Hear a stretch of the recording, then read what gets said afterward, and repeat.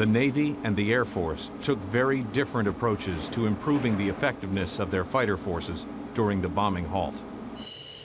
The Air Force largely focused on technical problems, installing an internal gun on newer model Phantoms, developing improved airborne radar, and working to solve missile problems that had plagued crews for years.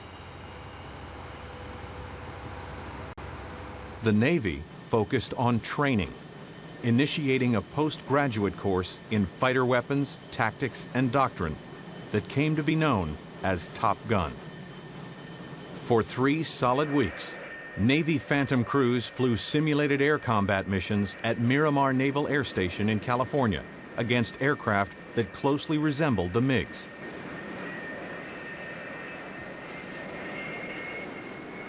Only 3 days after President Nixon initiated Operation Linebacker, it became clear that the training had paid off.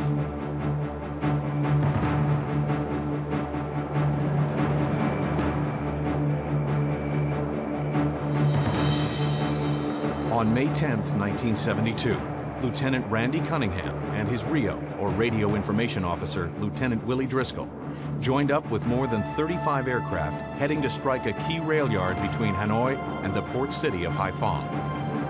Their mission was to suppress anti-aircraft threats with cluster bombs and then to protect the force against the threat of MiGs.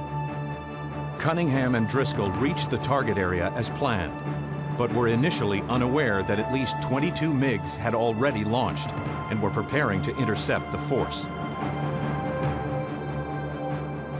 I had bombed a target area, and as I pulled off the target, I made a mistake. What you don't do is look back at the target. You look for MiGs and things. Looked over, and I was making a comment to Willie, look at this target we just hit. And my wingman, Brian Grant, called Duke MiG-17s at 7 o'clock. And we reversed just in time to see tracers from a MiG coming really high speed at us. Cunningham broke hard into the MiG, forcing the pilot to overshoot, quickly reversed back in behind him, and fired a Sidewinder. The missile tracked directly for the MiG, blowing it to shreds. The crew began searching for other aircraft, but noticed that several of the MiGs had entered into a wagon wheel, a defensive strategy used by the North Vietnamese to provide mutual protection from the rear. The tactic posed little threat to airmen, as long as they attacked directly from the side, took high-speed shots as they passed through the circle, and didn't slow down. But 2 of the Phantoms had slowed down and were furiously maneuvering inside the wheel. Cunningham and Driscoll tried to help one of the F-4s, which was piloted by their commander. He was being pursued by at least 2 MiG-17s and a 21. But each time they came around the turn, all of the other MiGs began tracking them. I made every excuse that I could think of in my own mind to get out of there, because in that kind of an environment, you're not going to survive 99 times out of 100. And I actually turned the airplane away and thought, I'll die if I go in there. And I actually got the airplane turned, started going away, and a thought came to me and said, if I leave, the XO is going to die. And how do I live with his wife and his children know that I didn't at least try? Cunningham and Driscoll turned back into the fight and began maneuvering in behind the MiG on their commander's wing.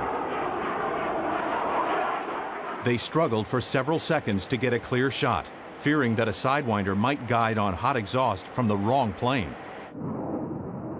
Suddenly, an opportunity emerged, and Cunningham fired. The MiG exploded right beside his commander, but the Phantom remained intact.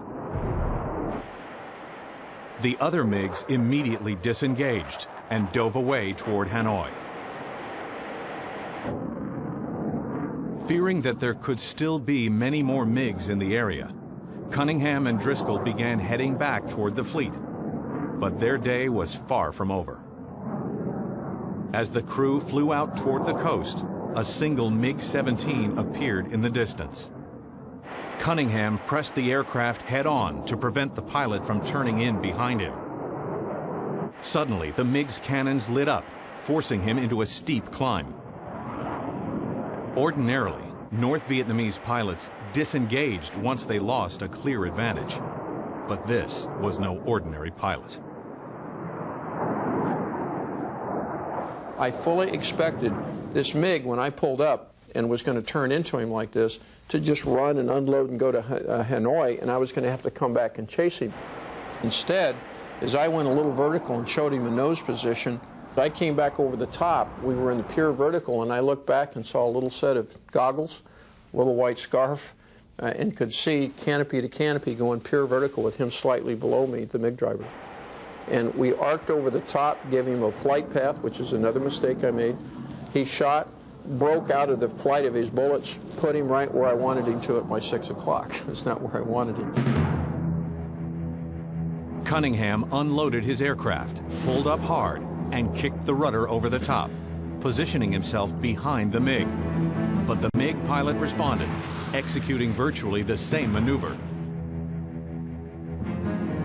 For several minutes, the two planes dueled in a furious dogfight, repeatedly trading advantage for disadvantage in what's known as a rolling scissors.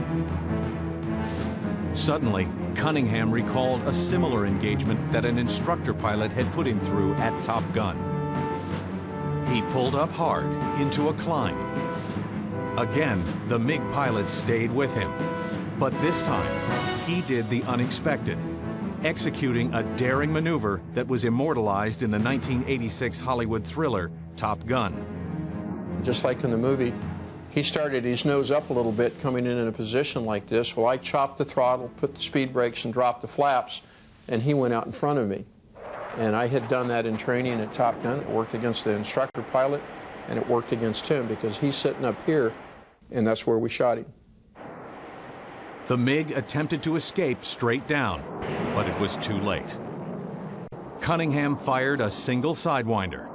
Several seconds later, he saw a brief flash and a trail of black smoke as the MiG flew into the ground. Cunningham and Driscoll were drained, but ecstatic. They had clearly met one of North Vietnam's most formidable pilots on the battlefield and had emerged victorious. They had also become the first aces of the Vietnam War, earning their third, fourth, and fifth kills during a single engagement. Incredibly, though, there was little time for either man to contemplate the significance of what had taken place. As they headed back toward the coast, an emergency broadcast warned that SAMs had been launched from the city of Nam Dinh. Cunningham looked toward the city just in time to see an SA-2 heading straight for him. The missile detonated several feet from the F-4, sending shrapnel into the plane's underbelly. Cunningham struggled to pull the plane into a climb, and then managed to roll it some 50 miles out to the coast using only his rudder and afterburner. Mayday, mayday, mayday. Night train 505. Shortly after reaching the Gulf of Tonkin, there was an explosion in the rear of the aircraft. Within seconds, the crew was forced to eject. Big brother, big brother, big brother. Cunningham's back was injured during ejection, but ultimately, both men were pulled to safety in a daring joint recovery effort by Navy and Air Force personnel. Using their wits and weapons to the fullest, Cunningham and Driscoll, like so many others before them, had survived the thrill and the terror of air-to-air combat. While the men were showered with praise for their incredible accomplishment, ultimately, both were simply thankful to have made it out alive. I had helicopters come in under fire and rescue us out from that. There's a long story even in that rescue, so you can imagine pulling off a target, bombing a target, pulling off, getting jumped by 22 MiGs, going through 3 different engagements, disengaging, getting hit with a surface-to-air missile, rolling an airplane 50 miles. Finally, the tail blows off. You're in a spin. You eject. It's a pretty emotional time. They have no concept of what some of our kids went through. And many of them didn't come back.